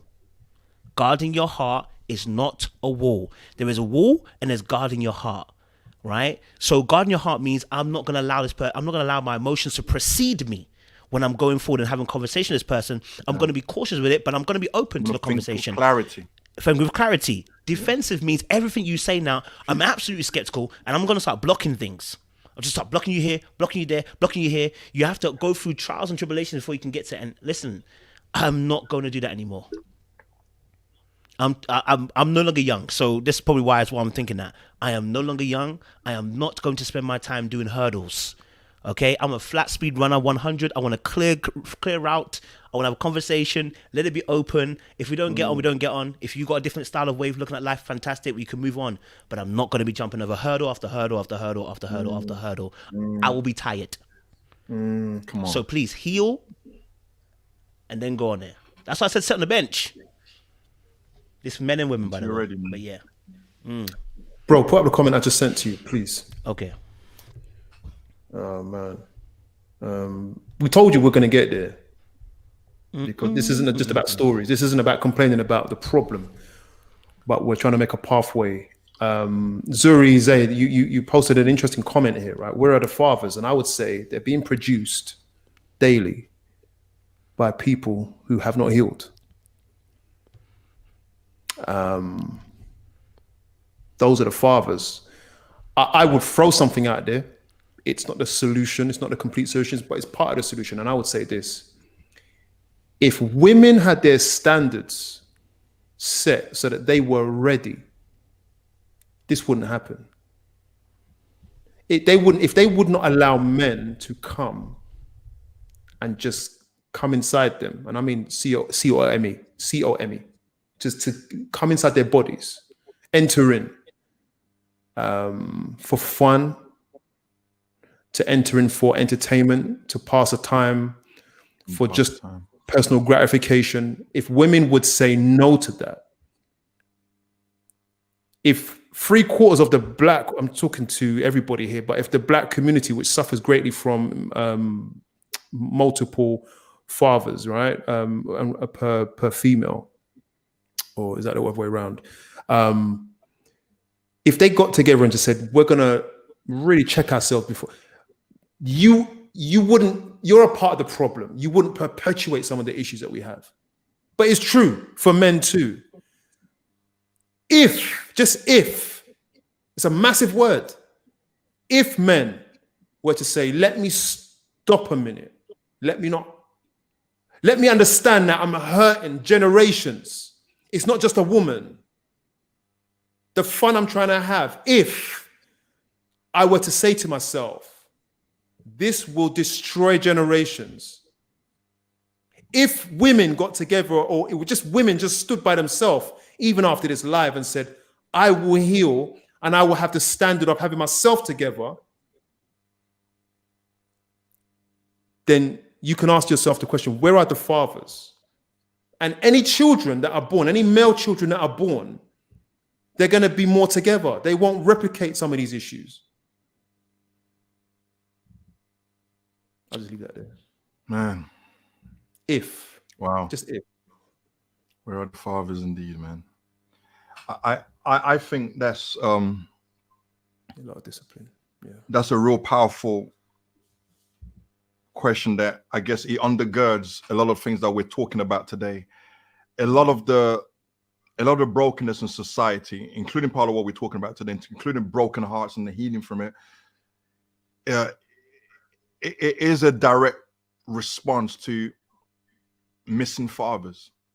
Yeah. You know, I always say this, that when men are out of position, bad things happen in culture. All right. And that starts from when we go back to the book of Genesis with Adam and Eve. Yeah. God gave specific instructions to the first man, Adam. And Adam was out of position, which allowed the serpent to have a conversation with the woman. And that conversation is something that we're still all paying for right now. Thank God for the blood of Jesus. But we're still paying for that in some kind of way. That's why women have to go through pain and labor to give forth birth to a child. That's why we can't walk around naked nowadays without being sexually aroused, because all that came because, you know, we fell. Man was out of position. And what the devil, and I know for me, when I see Christianity and church life, I know a lot of people like to be in church buildings and sing songs and dance and do all that kind of stuff. But while we're doing all that, the enemy is plotting and strategically displacing our men.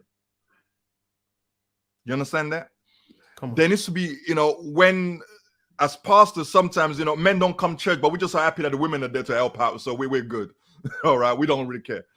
All right. And what's happened is that because men are out of position, there's no one to tell a son or a daughter that's gone through a heartbreak how to be healed. The father's not there. We've never been like today. Just before I jumped in there, I was preaching about the prodigal son, the lost son, from Luke 15, and we were talking about how the father saw his son from afar off, and he ran to the lost son to embrace him and to restore him. There was a restoration, a reconciliation happening right there, because that's what a father does. That's why we say God is a good father, because a good father knows how to rescue and restore and retrieve. But if our fathers are missing, nobody is retrieving and rescuing. We just leave everybody to the slaughter. And we have a bunch of sons and a bunch of daughters walking around broken, hurting. And in order to cover up that pain, or to, in essence, to numb that pain, we'll go forth and we heal and we hurt other people. So when we talk about broken heart, and one thing I love, another thing in the Bible, and I'm really not trying to preach, but I am in a little bit. In Malachi chapter 4, it talks about, and this was one of the last words and prophecies that was given in the Old Testament before there was a 400 years silence that God didn't speak to the earth. And one thing that God said was that through the prophet was this, that there will come a time when the hearts of the father would turn to the children and the hearts of the children would turn back to the father. Yes. And I think that's so powerful and prophetic, because why? until the hearts of the fathers attend to the children and vice versa, we will always live in a broken world. So we talk about heartbreak, but the heart of our world is broken. The heart of our world is broken. We have more people walking around broken now than actually healed. And what we do is we break each other's hearts. That's why there's terrorism, there's all this kind of stuff, because we are recycling this thing, or just breaking each other, xenophobia, homophobia, all this kind of stuff. It's all because we just want to, we're breaking each other. And we have to get to a place right now where we have to ask to be healed. Yeah. And it takes the fathers. It takes the father being repositioned. So when your daughter goes out and somebody breaks her heart, you be the one to show her what a real man is like. So that they'll be okay to stay on that bench and say, I'm going to wait for a father. I'm going to wait for a man who's just like my daddy. Or if they've got a son and the son goes for a heartbreak, they'll be like, a son, come on, you can still do this, man. There's a hope in the future for you. But we don't have men. I didn't have a father to speak to me when I went for a broken heart. So I just felt like the best way to get back or to heal was to hurt. Because if I hurt you, you can't hurt me. If I disarm you, so my job is I try to disarm every woman, every girl I encountered. I disarm them so that you won't have the weapons to hurt me. And let me tell you something, that was tragic. That was tragic. It was tragic, man. I mean, a lot of people have hurt because those girls, they've had children. Yeah. Some of them are single parents. And they've made decisions on the future by the way I treated them. And do you know how big that is? Give them every single day. Do you know how big that is? What you're saying? You know what? Let me just take a pause on what you're just saying and commend you for saying it. Like, you're one of the few pastors I know that would just tell the truth about their journey. You've just basically said, I have broken lives. Yeah, yes, sir. Yeah. And as sad as it is, it's like, yeah. I was just about to offer some comfort, but I don't think it's always appropriate. And I guess that's sorry? Bro, sorry. I had an ex-girlfriend who I found out became a prostitute and became an escort. And I can't help but kind of look at how I broke her. Do you know what I'm saying to you? I'm not saying I was the only one, but I'm just saying though, man, that, you know, I guess part of healing and moving on is, part of it is not just accepting what's happened and moving on, but it's also, and this is for both men and women, what part did I play in that? Yeah. You know, all of sin and falling. This is why grace is available. Grace is not just something that we need to preach to other people, but grace is something that we have to look in the mirror and say, you know what, man, I need some grace too because I've done some wrong. You know, Paul said it best. We are all in the same sinking ship. You know, we've all messed up, man. We've all left a trail of blood behind us. Yeah. I don't care who you are. You might be a bishop. I don't care who you are. You see, one thing that doesn't faze me anymore is I'm not fazed by people's righteousness anymore because none is righteous. Everybody, every single one of us, we need the grace every day. It's just some people know how to hide it better. That's all, man. And we hide it behind cloaks and suits and ties and titles and degrees. Yeah. But God knows all of our hearts, man. He knows all of our mistakes, man. And the crazy thing is, still loves us. Someone mentioned earlier, if we just go to uni, get our degrees and just do better in society, you know what? Yeah, men are doing it and they're still freaking. Men and women are still freaking. And they're freaking on campus, man. They're freaking on church campus. They're freaking at the convention. They're freaking in the church back room. Come on. And this is it. We're talking about real work. We're not talking about religious work here. We're talking about real work. You can't hide by any degree, any education, or any amount of money, any position. This is just sitting down, everybody on the same level and owning yourself, owning your weakness, being honest about it. Do you know what? It's interesting. Harkama had this comment here. I am a part of the problem. I don't know how to heal. I think it's saying I didn't know I had to heal. I was not educated on how to find love. I was maybe not in love. I chose just anyone to love. Now I have done the work. I am teaching my kids better. And that's the point of this discussion. Thank you for treating your kids better, man. That's the point of this discussion. So she's basically, or he is saying, it ends here. Amen. Break that cycle, man. Amen. Thank you. Thank you. Yeah. Roll out here, innit? Roll out here, innit? Do you know what? Just to your point about taking accountability, just because I know sometimes women will say it's the men's fault, innit? There's a book I'm reading right now, Art of Seduction. Yeah? I love this book, Art of Seduction. It's a gracious book, that book, yeah? Because it just teaches you stuff. But what it does teach you about the Art of Seduction is that there are two players. It says not everyone can be seduced, okay? And not everyone can be a seducer. That's right. Right? So in order to seduce someone, they have to want to be seduced. You can't seduce everybody. Do you understand? I can't be out here seducing the queen. It's not going to work. All right? What So the queen? I can't be seducing the queen. Well, I don't have. We're not on the same basis. You know what I'm saying? Right? Someone else can though. You know what I'm saying? We saw who our man was. Listen, he had that ability to seduce her.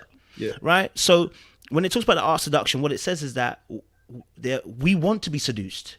This is it. There's someone out there that you want them to seduce you, right? You want them to lure you into the trap, okay? All right? You want them to bring you in without saying what it is, which is why oftentimes when people get into situationships where we're not sure if in a relationship or not, how it happens, because what the allure of that is, we don't want no one to say blatantly, I want you. You want the dance. You want the unspokenness of it. You want, the flirtation and the thing to happen without it being blatantly said in your face, because that helps the allure. That helps the seductiveness, the mystery, right? That's what keeps you intrigued. And whenever sometimes, and this is not every situation that happens where men are or women are being bad or whatever, but in a lot of these cases, you wanted to be seduced. So that's why you didn't look at the facts that were being presented to you. Right, you ignored it because what you were happy with was the slick flow of the red wine happening in this interaction. You liked that flow. You liked the way the person was talking to you. You liked the feeling of being desired without actually assessing whether this person desires you or desires just your body. You see what I'm saying, right? And when people slow down. And the reason why we're saying that people have to take responsibility is because, okay, listen, fantastic. We've all said it. Our first heartbreak, it all happened to us. We were naive. We didn't know, right? 2, 3, 4, 5 times, you're going to have to start looking at yourself, right? Because what you have to start to realize is if you got robbed once in a certain area, the mind will tell you, let's not go to that area again. Let's go a different route, right? Because if I keep going to that same area and I keep getting the same result, I'm the crazy one for thinking it's going to change.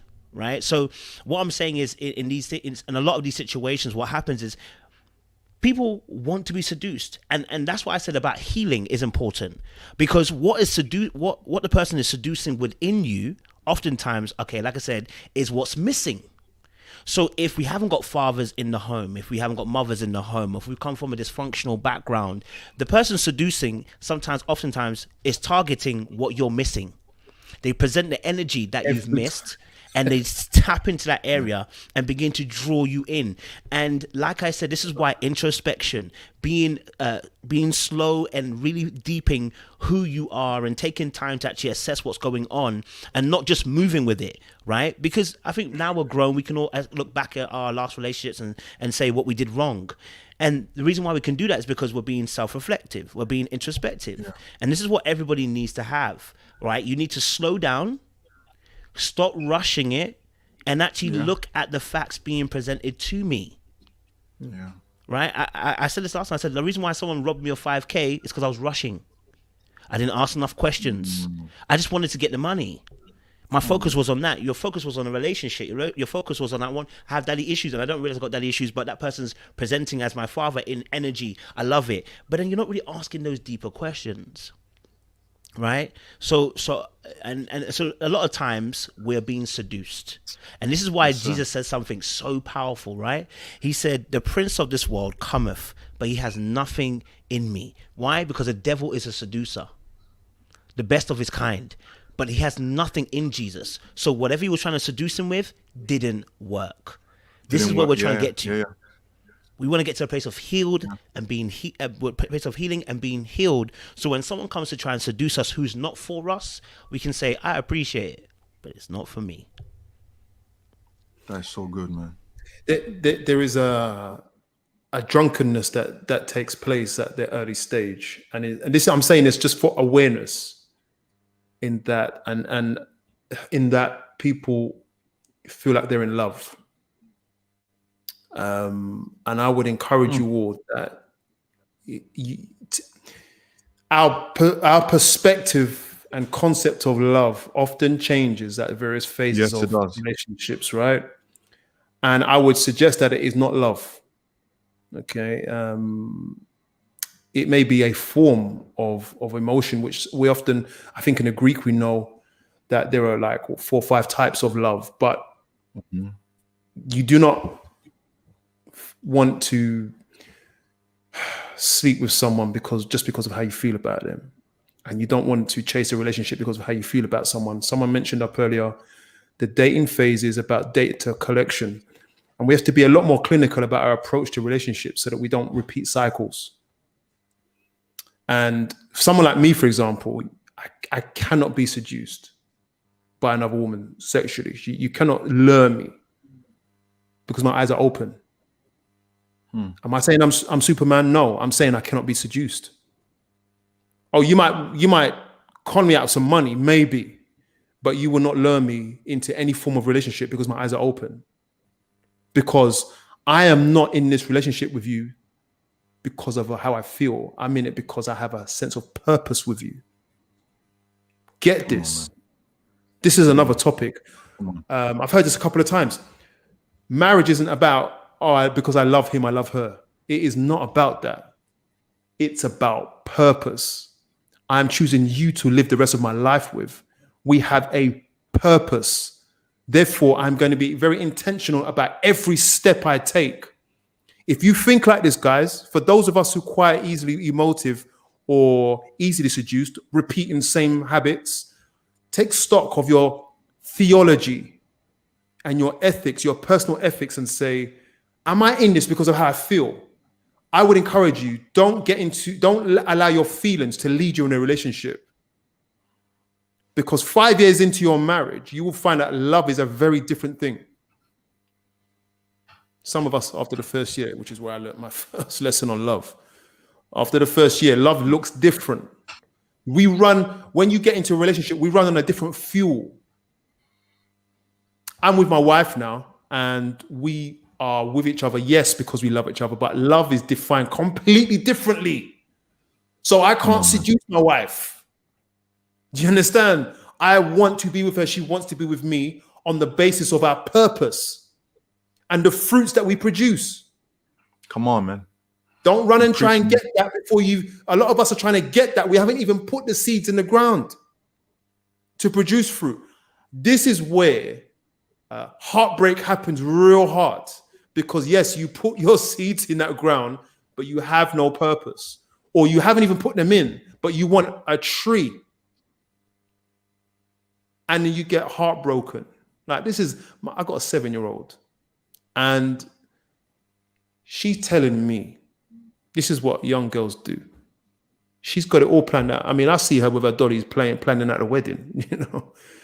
She's telling me how when we go to the park, after we go to the park, we're going to walk to the shop so that she can go and get her favorite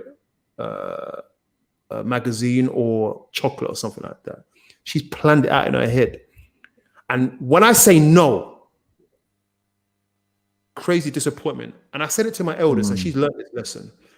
Stop selling yourself and committing to something that doesn't deserve it yet. It's not in your hand. Stop committing to things that you haven't invested in. Stop committing to things that are not going to help you. And it's hard to pull it back. And I'm telling my daughter in the park, because I know there's going to be tears, right? I know it's going to be tears. And I'm saying to her, listen, I did not promise you we were going to go and buy sweets today. But she's crying that she didn't get sweets. This is a crazy dilemma that adults pull on themselves. Yeah. It's a form of delusion. All right, look, hour 39. Go on, bro. Bro, can I just jump on it? Can I jump in the back of that real quick? Jump on. It's delusion, but could it also be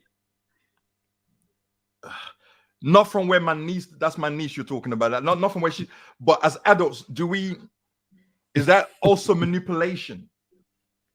Because we have this idea of a relationship in our mind. Yeah. That the other person clearly, one, maybe they can't give to us or won't give to us. And we go through those disappointments because in essence, if you want to break it down, a heartbreak is a disappointment. Something's broken. You're on this trajectory and something's broken. But a lot of times is because one side of the party has got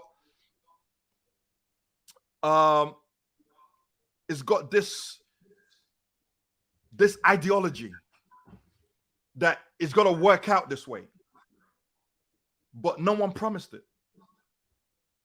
And now the reality is that this ain't happening. And I think it's that naivety that a lot of us, we had originally, and that our heart was so broken and disappointed that we came out of that and maybe became something nasty afterwards. So do you perceive that maybe some people, especially maybe let's say women, have this romantic idea of what love is and what this relationship is, but the reality is the opposite, man. Because men can tell a lie, right? Because when we talk about the art of seduction, that really feeds into the whole notion of, and I think Curtis, you were mentioning earlier, can I be seduced? Because in every single one of us, we have a trigger point. That's why when it comes to temptation, you're not tempted by what you don't want. But if you want something and the right opportunity came and the season is right and the temperature is right and everything is right, you fall to what you're tempted for. Yeah. So my thing is that if we have this romanticized notion of a relationship in our minds, and then someone comes and sells us a lie, because sometimes that's what it is. It's an illusion. They sell us a lie, and we fall for it because we've already conjured up this idea in our mind, and they know what we want, so they give it to us as almost like a bait, and we fall for that bait, and then we get heartbroken. My question is, whose fault is that? Just a question, something to ponder upon. Because I don't have the answer for it, but something to think about. I think there actually is an answer, you know. The answer is actually biblical, which is it comes down to the nature of mankind and how women and men are. Genesis 3 points us to this. I use the scripture all the time where it says, women will try to manipulate and control their husbands, but the husband will rule thee. These are the baseline natures of man without Christ. Right, so those are the factors that those are the deficits that we're fighting whenever we make decisions in life, right? So the baseline for women is manipulation. The baseline for men is they try to control and rule things, right? And this is why we have Christ as Christians, because what it does, it begins to erode both lines away to say, hey, that is not your baseline anymore. You don't operate in those superpowers anymore. You know, right? But without Christ in that society, those are the two superpowers that women and men will use, right? Because men being the more dominant physical specimens will try to take. So women can't fight men on that level. They have to manipulate to be able to have some level of power within the society. So those are the baselines of nature of both men and women. And what you're finding is when we come to Christ especially, is that doesn't finish. It doesn't go away. You have to learn how to stop acting in that behavior, because both sets of parties have probably saw how effective it is to use those attributes and skills, dark arts, and for your benefit. And when you come to Christ specifically, when I'm talking about Christian coming to Christ, what you will notice the Holy Spirit will start speaking to in those areas and saying those particular set of behaviors that you have, you know what, you got to leave them at the door. Right. And you start the process and that journey of unlearning some of these behaviors that you don't even realize are behaviors. You know what I'm saying? So sometimes you don't even realize it's part of that dark arts that you're doing. And then the Holy Spirit has to prompt you. For others who are not Christian, hey, listen, I believe there's always principles of God that you can learn even when you're not a Christian. As you become a mature individual who begins to be emotionally aware and intelligent, you will start to realize certain behaviors are poor, right? But still a godly principle, right? This whole world is built on God principles. Whether you're Christian or not, you still operate by godly principles. And when you see good, you see God. This is what it is, right? So I think as you were saying, PG, it's powerful. You're right. There is an aspect, and you know what, Curtis, you pointed out, which is we learn this thing as kids. Daughters learn this with their fathers. Googly eyes, putting on a soft tone voice, daddy, all that stuff. All of that stuff, bruv, they learn it when they're young, right? They know it from young. And I'm not even cussing it. I'm just saying this is how we grow up. This is us. Do you know what I'm saying? So, you know, these conversations that we're having now is part of the education that we didn't get when we're younger. It's part of the conversations we had to sit outside for because our parents were saying this is for the adults, not realizing you will soon become an adult. When would you have that information? You know what I'm saying? Man. So this is it. This is part of that education that we're trying to have for both men and women, hopefully men too as well, so that they can understand that you don't have to stay in that control area where you have to try and control everything because you've probably been hurt in the past and you know you don't want to let no woman in, or any woman that comes in you have to try and show her that you're the boss or whatever. And you realize, listen, you're living half your life by doing that. You're not even living your full life. You know, as you both can testify, you're married. When you have to live in dark arts and trying to control things, it's not a happy marriage or a happy life. It's a very sad one. Come on, man. You know, so men need to hear this too. I just wanted to give my final. Go on. So did you want to say something, bro? G? Me? No. I'm just saying no, man. I just wanted to say in my final comments,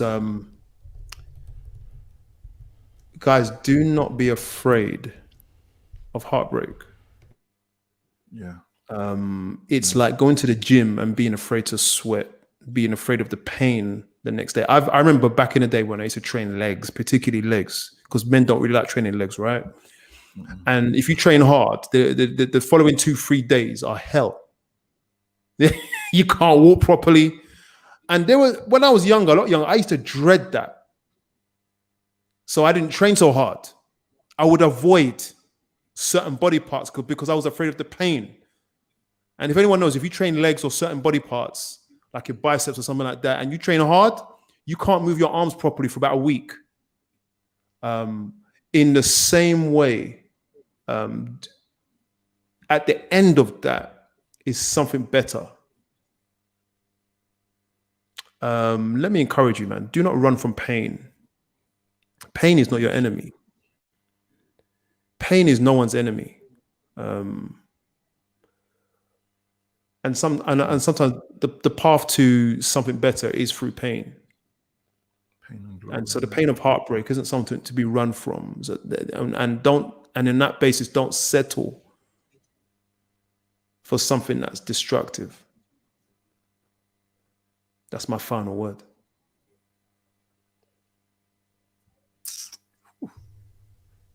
That's beautiful. PG, you want to give a final word? Yeah, I guess my final word is this. I know that most people, you know, on air would have, and this is why I guess people are interested in this conversation. I've gone through some kind of heartbreak. It could be a heartbreak from a relationship, as we've been discussing tonight. It could be a heartbreak from the real loss of a loved one, you know, a family member, especially during this COVID season where everything just upside down. It could have been like you lost your business, your career, or something that's happened in your life that you've invested in. It's been a dream of yours, you've had a vision for, and now it's been displaced or it's been broken and has left you with a broken heart. I want to let you know this one. I know that not everyone on there is a Christian, and I'm not trying to force you to be a Christian. That's not my assignment or my mandate. But I do believe that Jesus heals the brokenhearted. He has a special place and a special compassion for people who go through broken heart, because it's not his desire for anybody to be in pain. So I want to encourage you, if you're dealing with a broken heart, give that to Jesus as well, man. Be on that bench, look after you, heal, allow yourself to be healed. We can't heal ourselves. Okay, that's the thing. We can't heal ourselves. Allow yourself to be healed. Sit on, lie down on that doctor's bed and doctor's table and allow yourself to be healed. Get therapy. Get my wife. She's a psychotherapist, and I understand the power of psychotherapy. And I know a lot of Black people, a lot of Christians don't like psychotherapy, but let me tell you, even for me, I have a therapist because I carry a lot of weight. I carry a lot of vision. I carry a lot of dreams, and I carry a lot of people's problems in my life. So I have to make sure I have a safe place to release that to. Enjoy life, take up a hobby, go to the gym, do something. Life is for living. Too many people kill themselves because of broken hearts. Yes. Way too many people. And I want to encourage you, man, that just allow yourself to be healed, man. Allow yourself, and it might take a while, it might take a week, it might take 10 years, but allow yourself. The worst thing you can do is jump into another relationship where you are acting desperate and longing and yearning, and the other person will just probably treat you the same way as well, because why? They can see from a mile of coming. All right. Or you might treat someone that way because you're trying to get back an ex and make someone else pay for your pain. No, if we're gonna fix a broken world, we can't keep breaking each other.